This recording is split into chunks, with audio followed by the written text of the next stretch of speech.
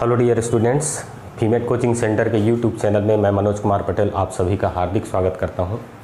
और आज के इस वीडियो में हम लोग विद्युत धारा से संबंधित एक टॉपिक देखेंगे, किरचॉफ के परिपथी नियम के बारे में।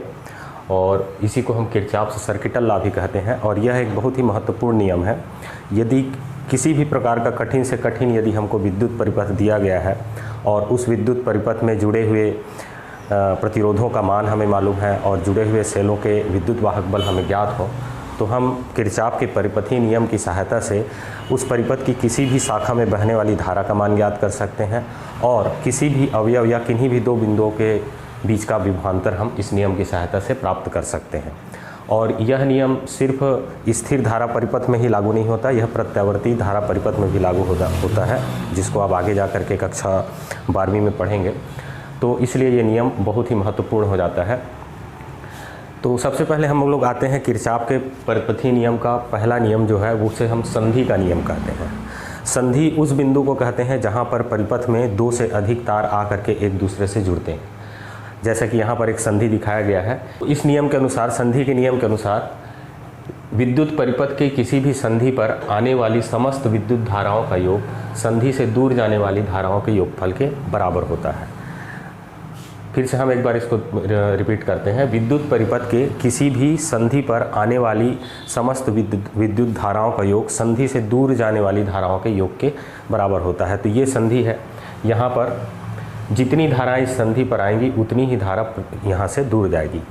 धारा का अर्थ होता है प्रति सेकंड आवेश का जो प्रवाह होता है उसी को हम धारा कहते हैं। तो प्रति सेकंड जितना आवेश इस संधि पर आएगा, प्रति सेकंड उतना ही आवेश इस संधि से दूर भी जाएगा। तो आवेश संरक्षण के सिद्धांत के पर यह आधारित नियम है। और यहाँ पर यदि हम इस संधि पर इसको आरोपित करें तो यहाँ देख सकते हैं I1 आने वाली धारा है, I2 आने वाली धारा है और ये I5 आने वाली धारा है और I3, I4 और I6 यहाँ से दूर जाने वाली धाराएं हैं। तो आने वाली धाराओं का योगफल संधि से दूर जाने वाली धाराओं के योगफल के बराबर होता है, ऐसा कहता है किरचॉफ का संधि का नियम।